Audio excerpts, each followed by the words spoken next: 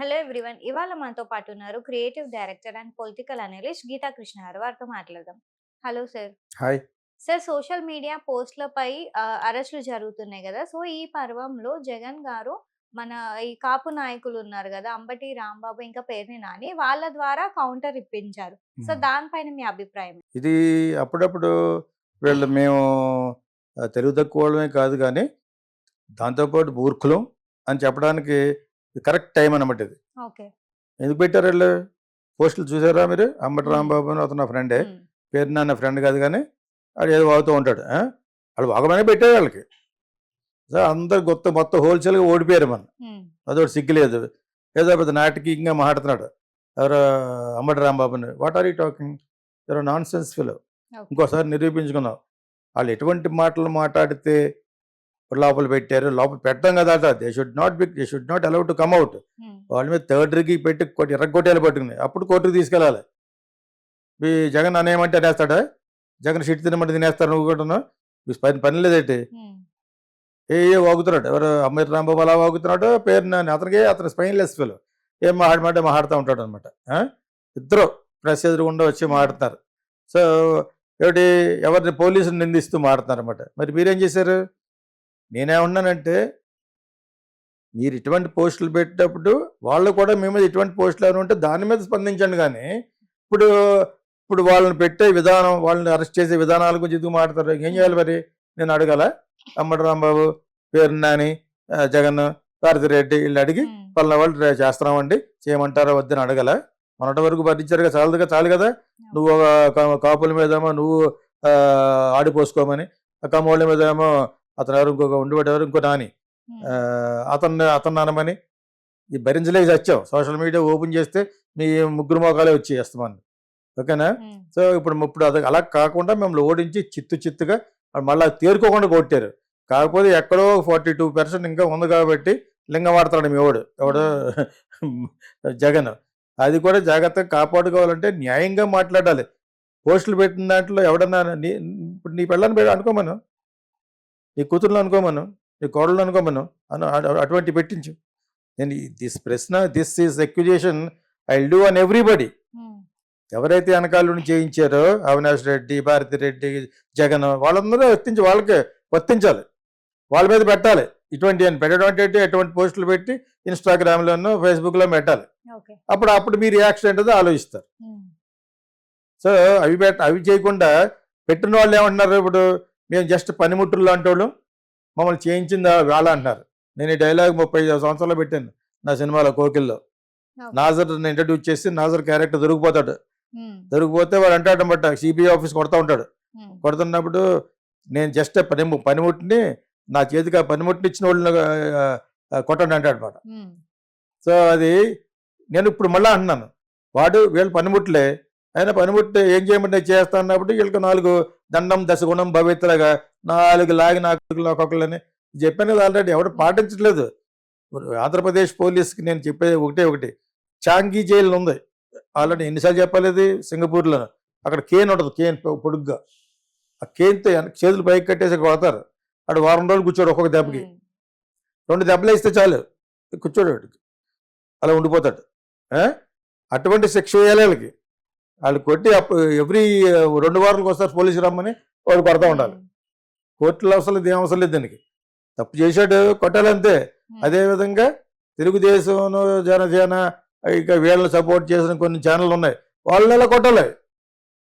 అప్పుడే న్యాయం కరెక్ట్‌గా ఉంటది. హ్మ్. అప్పుడు సోషల్ మీడియా బాగుపడుద్ది. సోషల్ మీడియాలో ఇటు మనలాంటోళ్ళు ఎందుకు మాట్లాడుతున్నాం? ప్రజల వాయిస్ ప్రకారం ప్రజలకు తెలిసేటట్టుగా హ్మ్. ప్రజల తరపున ఇలా జరుగుతుంది గవర్నమెంట్‌లో. సెంట్రల్ గవర్నమెంట్‌లో జరుగుతుంది. ఇది ఓట్ల రాజకీయం తప్పితే మీరు బాగుపడడానికి అభివృద్ధి చెందే కార్యక్రమాలు ఒక్కటి లేదు. ఇవన్నీ కంటి తుడుపు. రూ. 10 అక్కడి నుంచి సెంట్రల్‌లో ఇస్తే రూ. 5, 6 తినేసి తినేవేతలోనే ఉంటారిక్కడ. అనేది ఎలా జరుగుతుందనేది అద్దం పడేట్టు చూపించడమే నా వంతు. ఓకే. అర్థమైందా? అలా చేస్తే మరి మీకు ఆళ్ళు హెల్ప్ చేయాలి. ఈళ్ళు చేసేది బొంగు నాకు హెల్ప్ చేసేది. హ్మ్. నన్నేళ్ళు చదివించారా? నన్నేళ్ళు డైరెక్షన్ చేసారా? ఈళ్ళు చేసేసారు నన్ను ఈళ్ళు. హ్మ్. So, I don't care for them. నేను ప్రజల తరపున ప్రజలున్నారు చాలు. ఒక్కొక్క కాన్స్టిట్యుయెన్సీకి 100 మందొచ్చినా చాలు. హ్మ్. అందుకనే ప్రత్యామ్నాయం రావాలి. ఇంకొక పార్టీ రావాలి. సో ఇక్కడ మళ్ళా ఇదే సందర్భంలో ఎన్నిసార్లు చెప్తానంటే రిజర్వేషన్ నేను ఎగెనెస్ట్. పేదవాడికి రిజర్వేషన్ ఇవ్వాలి. పేదవాడి can be Brahmin, Chaudhary, Mala, Madiga, Kapu, Reddy. Below poverty line అంటే పేదరిక రేఖల యొక్క కింద ఉన్న వాళ్ళకి హెల్ప్ చేయాలి. అంతేగాని ఒక మాదికి పెద్ద ఆచరకి ఎందుకు చేయాలి అంటున్నాను. వీళ్ళ మనుషులు వాళ్ళ మనుషులే. సో దానికి ఎగెనెస్ట్ ఎవడ ప్రత్యామ్నాయం వచ్చినా ఇదే మాట్లాడారు ఓట్లు పోతాయని. ఇలా మాట్లాడరు, అక్కడ సెంట్రల్ గవర్నమెంట్లో ఉన్న పార్టీలు కూడా మాట్లాడరు. సో ఆ గతి పోవాలి. అందరూ సమానమే. లేనివాడంటే డబ్బులు లేనివాడంటే బీదవాడంటే అందరూ సమానమే. వాళ్ళకి చదువులకి ఇవ్వాలి. ఒకసారే ఇస్తారు, నెక్స్ట్ జనరేషన్కి ఎవరు అలాగా ఇస్తూ కూడా వచ్చారు. నాకు 2-3 ఫ్యామిలీలు తెలుసు సిగ్గులేదారులకి. వాళ్ళు వాలంటరీగా మాకు వద్దని చెప్పాలి అనరాళ్ళు. తక్కువ మార్కులు బ్యాస్ అయిపోవాలి, తక్కువ మార్కులు డాక్టర్లు అయిపోవాలి, కత్తుర్లు గిత్తులు లోపల వచ్చిపోతూ ఉంటారు. అదొక ఎడ్యుకేషనల్. ఎక్కడిచ్చినా ఇంజనీర్లకి డాక్టర్లకి అసలు ఏ రంగంలోనూ అక్కడ రిజర్వేషన్ డబ్బు కావాలంటే చదువుకోవడానికి. తర్వాత ఎవడైతే మెరిట్ వస్తాడో వాడికే ఉద్యోగం ఇవ్వాలి. ఎన్నిసార్లు చెప్తావు ఇది? రిజర్వేషన్ ఏంటి అంటాను. రిజర్వేషన్ ఏంటి, అంబేద్కర్ విగ్రహాలు ఏంటి? I don't understand why.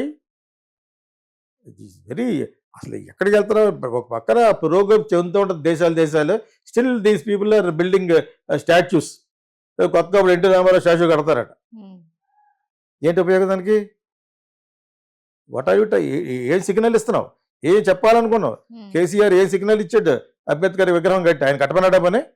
Is an intellectual. అసలు ఇటువంటి వాటికి అగెనిస్ట్ ఆయన. బీదలకి డౌన్ ట్రోడన్ ఉన్న వాళ్ళకి మీరు ఒక చట్టం పట్టరా అండి, తర్వాత 10 సంవత్సరాల తర్వాత మళ్ళీ మార్చండి అన్నాడు. అది ఒక్కటి ఫాలో అవడు ఆయన. వాళ్ళ యొక్క ఆశయాలు ఫాలో అవ్వం. వాళ్ళకి విగ్రహారాధన చేస్తూ ఉంటాం అన్నమాట. చేసేసి ఆ ఓట్లన్నీ వచ్చేయాలి. వాళ్ళు కూడా వాళ్ళ పేట ఎదురుకుంటే ఒకటి పెడతా ఉంటారు అలాగా అంబేద్కర్ విగ్రహాన్ని కట్టి. ఆంధ్రాలో కొన్ని వందలు ఉంటాయి అలాగా.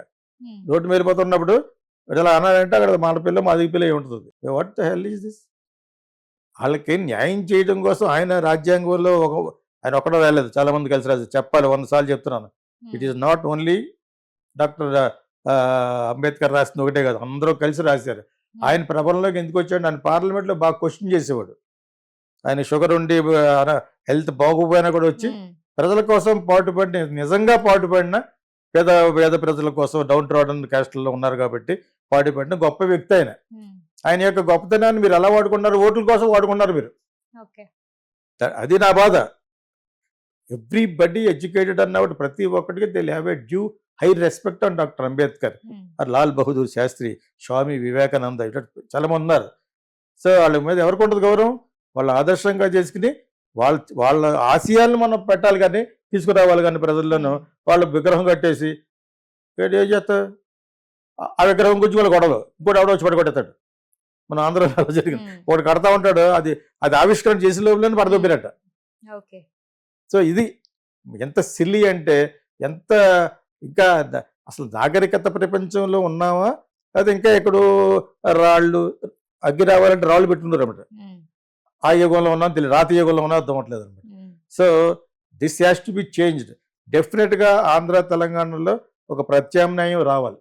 They should be some other group should come. అది నా ఉద్దేశం. Okay sir.